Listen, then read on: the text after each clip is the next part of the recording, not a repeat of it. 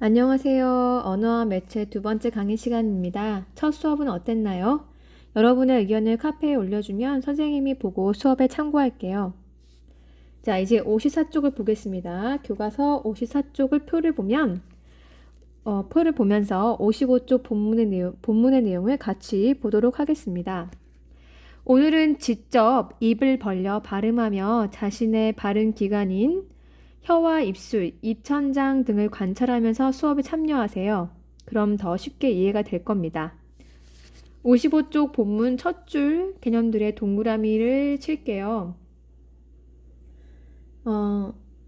첫 줄 전설모음의 동그라미. 네, 여러분 전설모음의 동그라미를 해줍니다. 네. 전설모음의 동그라미. 그 다음에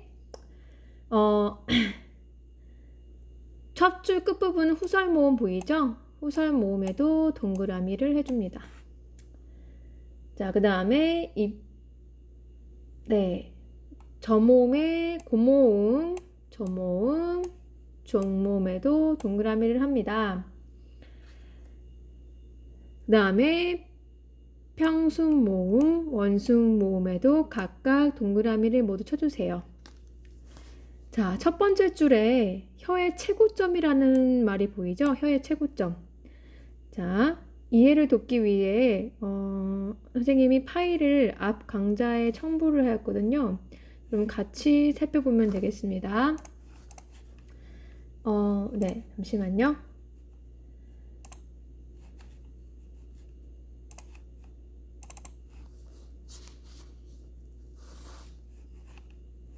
네, 여러분. 같이 파워포인트를 같이 보면서 여러분이 수업에 임하면 되겠습니다. 네, 그러면 혀의 최고점이라는 말이 보이죠? 이해를 돕기 위해서 파일을 같이 보면 되겠고요. 다 같이 모음 이를 한번 발음해 봅시다. 자, 발음을 하면 이라고 발음해 보세요. 혀가 살짝 공중에 뜨는 게 느껴지나요? 선생님, 저는 혀가 입 아래쪽에 딱 붙는데요? 하는 친구들이 있다면 혀를 공중에 살짝 띄우고서 모음 이를 발음해 보세요. 그게 정확한 발음입니다. 이 하면 혀가 살짝 공중에 뜹니다. 자, 전설 모음 그림을 보면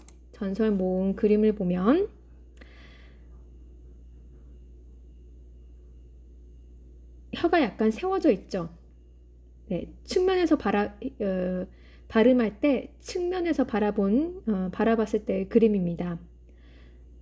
그럼 혀의 가장 높은 지점은 여기서 어디겠어요? 네, 혀의 앞쪽에 있죠. 발음을 할 때 혀의 높이가 가장 높은 지점을 혀의 최고점이라고 해요. 자, 이제 55조 첫 줄에 혀의 최고점이 있는 부분에 여러분 혀의 최고점이 있는 부분에다가 받아 쓰도록 하세요. 혀의 최고점이란 혀의 높이가 가장 높은 지점,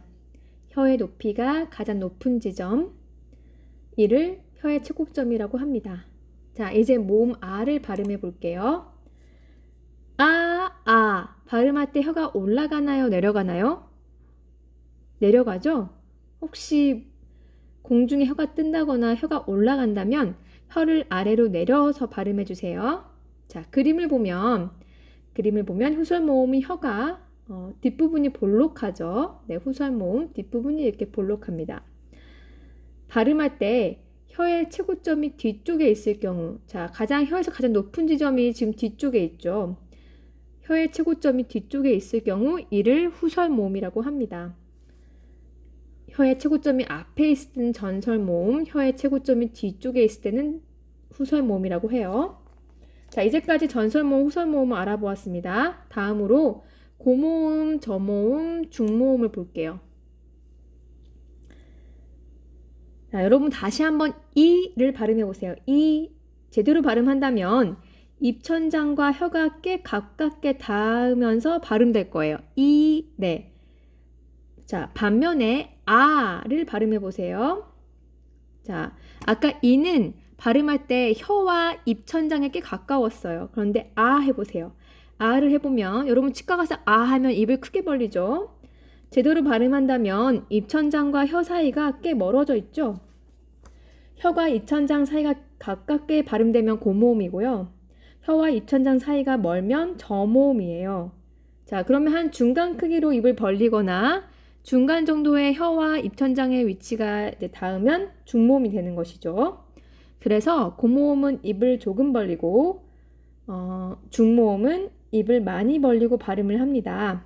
자, 이제 마지막으로 원순 모음과 평순 모음을 알아보죠. 여러분, 파워포인트 일쪽을 보면 원순 모음은 글자가 둥글 원자, 입술 순자예요. 자, 원순 모음이라는 글자는 둥글 원, 입술 순자로 구성되어 있어요. 한자가. 그러면 둥근 입술 모양이 되는 모음을 말하는 거예요. 자, 여러분 한번 우나 오를 한번 발음해 보세요. 우나 오. 네, 입술이 둥그러지죠. 이번에는 이 또는 아를 발음해 보세요. 네, 입술이 펴지죠.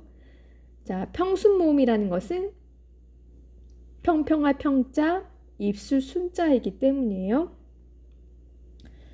자, 이렇게 여러분 그러니까 평순 모음은 입술이 펴지는 모음이고 원순 모음은 입술이 둥글게 모아지면서 발음되는 모음을 가리키는 겁니다. 여러분 그렇다면 이제 54쪽에 있는 요 표들, 요 표, 다음 모음 10개가 정리된 표가 이해가 되나요? 자, 여러분 여기서 질문 과제 1입니다. 모음 오 있죠, 오. 여기 모음 오가 있네요. 모음 오를 표에 맞게 해석해 보세요. 네. 전설 모음과 후설 모음 중에 무엇이며 고모음과 중모음, 저모음 중에 무엇이며 평순 모음과 원순 모음 중에 무엇에 해당되는지 모음 오를 기준으로 여러분 여백에, 교과서 여백에 써보기 바랍니다. 자, 이렇게 모음은 혀의 최고점의 앞뒤 위치와 입술 모양, 혀의 높낮이에 따라 구분이 되는데 단모음표를 보면서 같이 알아보았습니다. 여러분 이제 이중모음으로 이제 가볼게요. 네, 이중모음에 대해서 알아보겠습니다. 55쪽 5번째 줄부터 시작하고 있죠. 자, 이중모음의 밑줄 긋겠습니다. 단모음에 반모음이 결합된 것을 이중모음이라고 한다. 단모음에 반모음이 결합된 것. 자, 단모음은 방금 배웠고요. 단모음에 반모음이 결합된 것인데 지난 1강에서 음문 1강 보충자료를 다운로드 했다면 그것도 참고해서 이번 수업에 활용하면 되겠어요. 자, 반모음이 무엇인지는 지난 시간에 선생님이 상세한 설명을 했습니다. 네, 여러분 교과서 이제 밑줄 쳐볼까요? 반모음이는 이와 비슷한 자리에서 발음되고 반모음 오는 오와 비슷한 자리에서 발음된다 라고 되어 있죠. 자, 모음 이와 반모음 이가 비슷한 자리에서 모음 오는 오와 비슷한 자리에서 발음된다고 했는데요. 자, 이 자리라는 게 무슨 말이냐면요. 여러분 옆에 교과서 옆에 보면 모음 사각도가 보이죠. 네, 55쪽 상단에 보입니다. 모음 사각도를 보세요. 이게 각각의 모음의 자리들을 나타내는 표이거든요. 네, 이것이 바로 자리입니다. 그런데 모음 이의 자리와 모음 오의 자리랑 반모음의 자리가 즉 그 발음할 때 소리 나는 부분이 비슷하다는 얘기예요. 그런데 여러분 여기 꼭 밑줄을 그어줘야 돼요. 자, 반모음은 그런데 혼자서는 음절을 이룰 수 없다. 네, 이거 중요해요. 네, 자, 찾았나요? 반모음은 혼자서는 음절을 이룰 수가 없다. 네, 거기 밑줄 쳐주세요. 네, 그래서 혼자 발음할 수 없기 때문에 지난 시간에 모음이 아니라 반모음, 잘반만 모음이라고 부른다고 얘기를 했었어요. 그리고 한 번 더 밑줄 더 치는데요. 9번째 줄에 네, 중간 이후부터 네, 이중모음은 발음할 때 입술 모양이나 혀의 위치가 달라진다. 네, 55쪽 9번째 줄 끝부분 이중 모음은 발음할 때 입술 모양이나 혀의 위치가 달라진다. 단모음은 변하지 않는데 이중 모음 변해요. 자, 왜 그런지는 여러분 지난 시간에 선생님 설명을 해줬어요. 여러분 기억나나요? 이 아를 빠르게 발음하면 이야 이어서 이아가 되고 오아 빠르게 이어서 발음하면 오아 와가 된다고 변한다고 했었죠. 네, 잘 이해가 혹시 되지 않는 사람은 지난 시간 강의와 보충 자료를 다시 한번 봐보세요. 네, 여러분 이렇게 해서 우리가 지금 모음까지 이제 알아봤는데요. 네, 이제 모음을 알아보았으니까 자음으로 한번 가보겠습니다. 네,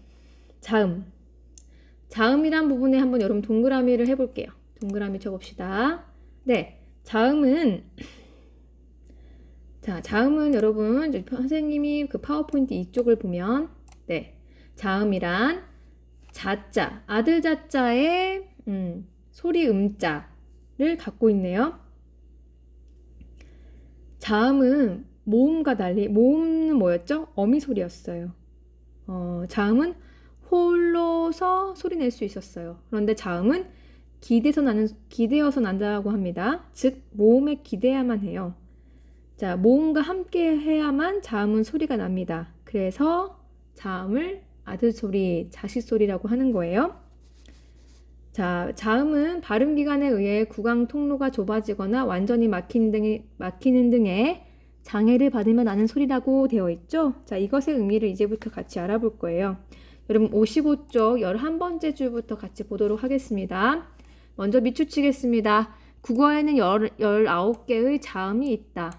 자, 표준 발음을 기준으로 할 때 국어에는 19개의 자음이 있다. 거기 밑줄 쳐주세요.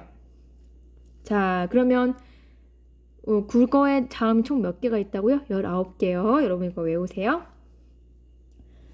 자, 자음은 좋은 위치와 좋은 방법에 따라 구분할 수 있다고 하는데요.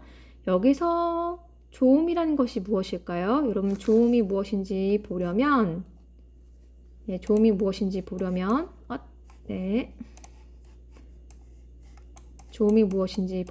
여기 보면 55쪽 하단 교과서 하단 부분을 보면은 조음이 무엇인지 설명이 되어 있어요. 발음기관 말소리 산출에 관여하는 발음기관. 자, 이것을 통칭하는 말이 조음이라고 하는데요. 자, 조음 위치라는 것은 그렇다면 발음할 때 그 소리가 발생하는 위치를 말하는 거예요. 발음할 때 그 소리가 발생하는 위치. 자, 그럼 조음 방법은 뭘까요? 조음 방법은 발음 기관을 통해 소리가 발생하는 방법을 말하는 거예요. 자, 여러분 56쪽을 한번 넘겨보세요. 56쪽으로 한번 가보면 이렇게 표가 나오거든요. 예, 여러분 보이죠? 이 표가 어떤 내용을 담고 있는지 설명된 부분이 바로 55쪽 11번째 줄부터 마지막 줄까지가 이 표에 대한 설명이에요. 그래서 여러분 56쪽 표를 이해하기 위해서는 55쪽의 내용을 반드시 이해해야 합니다. 그러면 이제부터 같이 볼게요. 파워포인트 제시된 3쪽을 같이 여러분이 보면서 보면 잘 이해가 될 겁니다. 자, 선생님이 직접 그린 거예요. 자, 13번째 줄 교과서 부분부터 보겠습니다. 입술 소리는 네. 잠깐만요. 입술 소리는 두 입술을 맞대어내는 소리라고 되어 있습니다. 네. 입술 소리는 두 입술을 맞대어내는 소리라고 되어 있죠. 네, 입술 소리는 잠시만요. 네, 선생님이 그 교과서랑 같이 활용을 하려니까 조금 막힘이 있는데요. 제가 찾아보겠습니다. 네. 네, 입술 소리 같이 볼게요. 입술 소리는 양순음이라고 되어 있죠. 양쪽 입술을 닿았다가 떨어져서 나는 소리가 입술 소리인데요. 가로친 부분은 한자음이에요. 양순음, 양쪽 입술, 순, 입술 순자, 소리 음자예요. 같은 말이죠. 마찬가지로 잇몸 소리도 잇몸을 치조라고 합니다. 센 입천장을 경구개라고 하고 여린 입천장은 연구개라고 하는 거예요. 목청은 성문이라고 하고요. 그러니까 가로 속에 있는 것은 한자음이고 여기는 순우리말입니다. 자, 14번째 줄 끝부분을 보면 입술 소리는 두 입술이 맞닿는 소리라고 되어 있는데요. 자, 두 입술이 맞닿아야만 나는 소리는 무슨 소리가 있느냐? 여러분 56조 표를 보면 비읍, 쌍비읍, 피읍, 미음이 있어요. 네, 여러분 한번 소리를 내볼까요? 바 한번 소리 내보죠. 바. 자, 이 소리를 낼 때 양 입술이 닿았다가 떨어지면서 소리 나는 것을 알아챘나요? 네, 혹시 여러분 그럼 양 입술을 닿지 않고 한번 바를 소리 내보세요. 네, 소리가 안 납니다. 바 소리를 낼 수는 없어요. 왜냐하면 비읍이라는 자음은 양 입술이 서로 닿아야만 소리가 나기 때문이에요. 참 신기하죠? 물론 피읍, 쌍비읍, 피읍, 미음도 마찬가지입니다. 자, 이제 15번째 줄 끝에 끝부분에 위치하고 있는 잇몸 소리를 한번 같이 읽어보죠. 잇몸 소리는 혀 끝을 윗 잇몸에 대어내는 소리다 라고 되어 있죠. 네. 자, 여러분 56조 표를 보면 잇몸 소리에 어떤 자음이 있나요? 네, 여러 개가 있죠. 자, 이 중에서 디귿, 쌍디귿, 그리고 리을까지 이 중에서 우리가 디귿이 들어간 소리를 한번 내보죠. 자, 여러분 다 같이 한번 소리를 내봅시다. 다 해봅시다. 다 하는 순간, 다라고 발음하는 순간 혀가 윗니 바로 뒷부분에 있는 불룩 튀어나온 그 앞부분, 바로 잇몸 그 부분에 혀가 닿았다가 떨어지는 것을 느낄 수 있을 거예요. 다. 하나만 더 확인해보죠. 자, 한번 나를 소리 내봅시다. 나. 자, 하는 순간 역시 혀가 윗니 바로 뒷부분 여기 잇몸에 닿았다가 떨어지면서 소리 나는 것을 확인할 수가 있어요. 이제 17번째 줄에 있는 센 입천장 소리를 보죠. 센 입천장 소리는 혀의 앞부분을 센 입천장에 대어내는 소리라고 되어 있죠. 자, 여러분 한번 입천장을 혀로 대보세요. 그럼 혀의 입천장의 앞부분은 좀 딱딱하다는 것이 느껴지고요. 네, 주름진 그 뒷부분 넘어가면 딱딱하죠. 그런데 입천장을 뒷부분으로 한번 혀를 대보세요. 저기 뒷부분. 그럼 되게 좀 부드럽죠? 이 좀 딱딱한 부분을 센 입천장이라고 하고 좀 더 여린 뒷부분을 여린 입천장이라고 하는 거예요. 자, 센 입천장 소리는 자음이 뭐가 있나요? 네. 센 입천장 소리는 그러니까 센 입천장 부분에 혀가 닿았다 떨어져서 나는 소리인데 지읒, 쌍지읒, 치읒이 있어요. 자 소리를 내는 순간 혀가 이 부분에 닿았다가 떨어지면서 나는 소리입니다. 그럼 여린 입천장 소리는 기역, 쌍기역, 키역, 이응 소리가 있는데 입천장의 좀 더 여린 부분, 뒷부분에서 혀가 닿았다가 나는 소리예요. 우리는 잘 느낄 수는 없을지 몰라도 이 부분의 기류가 같이 통과되면서 나는 소리예요. 여러분 한번 가 한번 해보세요. 그럼 혀가 이 부분과 마찰이 나면서 소리가 납니다.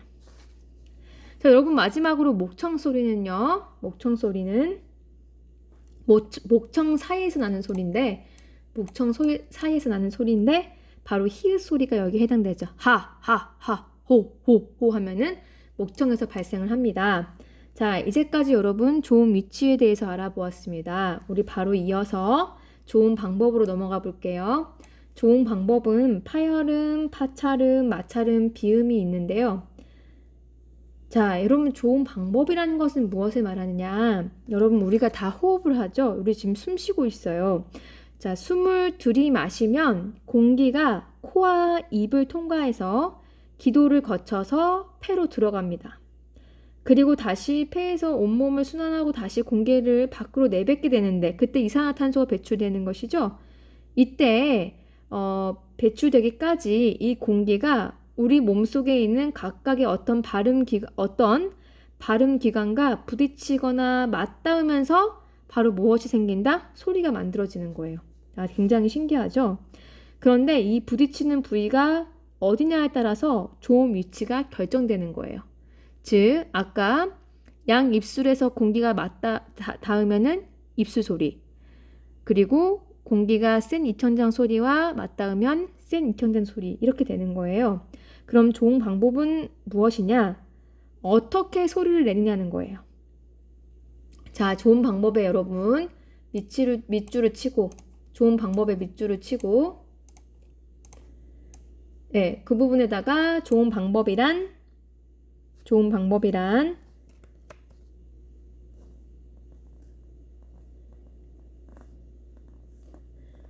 자, 소리내는 적어주세요. 소리내는 방법이라고 적어주세요. 자, 소리내는 방법에 파열음, 마찰음, 파찰음, 비음, 유음이 있어요. 자, 먼저 파열음부터 볼게요. 파열음은 읽어보면 폐에서 나온 공기의 흐름을 완전히 막았다가 터뜨리면서 내는 소리다 라고 되어 있죠.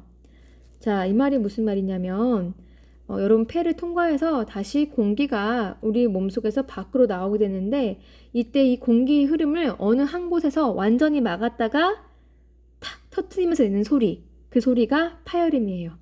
들이마신 공기가 다시 나오면서 한번 딱 완전하게 막혔다가 탁 터지면서 나는 소리, 이게 파열음이에요. 자, 시원하고 소리가 명확하죠.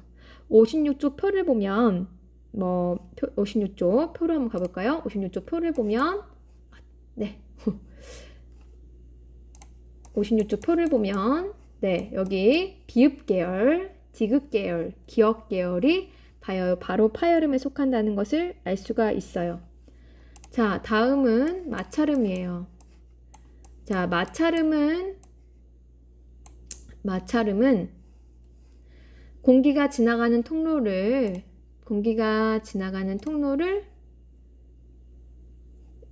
좁힘으로써 마찰시켜서 내는 소리다라고 되어 있죠. 네, 마찰이라는 말의 뜻을 생각해 보면 다른 어떤 두 물체가 닿아서 비벼지면서 생기는 것이잖아요. 공기가 다시 나오는 통로가 뭔가 좁아지면서 그 마찰에 의해서 나는 소리인 거예요. 자, 마찰음에는 무엇이 있죠?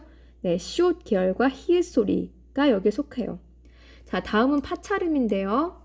파찰음은 파열음의 속성과 마찰음의 속성을 절반씩 갖고 있어요. 그래서 파열의 파, 마찰의 찰, 이 두 글자가 각각 합쳐져서 만들어진 말이 파찰음이에요. 그러니까 완전히 공기를 막았다가 터지는데 그때 터지면서 마찰이 되면서 나는 소리인 거예요. 지읒 계열과 치읓이 여기에 속합니다. 다음으로 비음을 보겠습니다. 비음은 네, 폐에서 나온 공기. 자, 이 공기가 코로 가면서 나는 소리예요. 자, 비자가 무슨 비자냐면 코 비자예요. 자, 그래서 이 비음은 공기가 코를 통과하면서 나는 소리이기 때문에 코를 막아버리면 이 소리가 제대로 나지 않습니다. 미음과 니은, 이응이 있죠.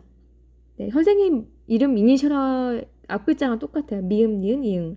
자, 여기서 이응은 그런데 주의해야 할 점이 있습니다. 한번 별표를 쳐보세요.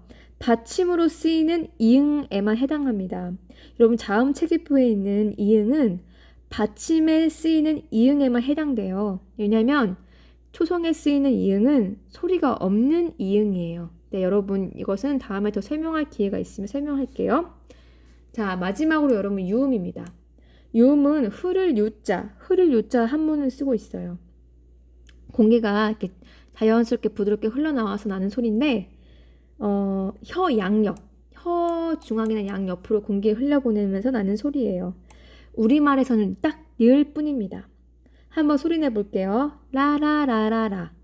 자, 라라라라라 하면 혀 양옆으로 공기가 흘러가는 게 느껴지나요? 자, 느껴진다면 여러분 모두 세종대왕의 후손답습니다. 자, 이제 마지막으로 파열음, 파찰음에 대한 세 가지 구분이 있어요. 바로 이 부분이죠. 자, 이 부분을 보면 자, 파열음, 파찰음은 소리의 그 세기에 따라서 예사소리, 된소리, 거센 소리로 구분할 수가 있거든요. 자, 예삿소리라는 것은 여러분 옆에 간단하게 필기해 주세요. 보통 가볍게 발음하는 소리예요. 그리고 된소리는 좀 더 무겁게 내는 소리예요. 그리고 거센 소리는 거세게 나는 소리예요. 소리의 세기에 따라서 이렇게 구분한 것이죠. 이런 세부적인 소리에 따라 문자를 구분한 언어는 우리나라 언어가 유일하다고 합니다. 그래서 다른 나라 언어학자들이 우리나라 문자를 그렇게 칭찬하곤 한답니다. 자, 세종대왕님과 지편전 학생들의 클래스가 남다르죠? 자, 이제 과제 2번 나갑니다. 56조 표. 네, 여러분. 56조 표를 보면, 네, 56조 표를 보면서 표가 정리는 되어 있는데, 입술 소리에는 각각 무슨 자음이 있는지, 잇몸 소리에는 각각 무슨 자음이 있는지, 센 입천장 소리에는 각각 무슨 자음이 속하는지, 여린 입천장 소리는 각각 무슨 자음이 있는지, 또한 모총 소리에 해당하는 자음은 무엇인지 55조 교과서 여백에 적어주세요. 과제 2번입니다. 자, 그리고 과제 3번입니다. 과제 3번은 바로 56조 기초다지기 보이죠? 이 기초다지기를 모두 채우는 것입니다. 여러분 이번에는 총 2컷의 사진을 올려야 됩니다. 54쪽부터 55쪽까지 한 장, 그 다음에 56쪽 한 장, 이 2컷을 각각 올려야 합니다. 여러분 수고했습니다. 다음 시간에 만나요.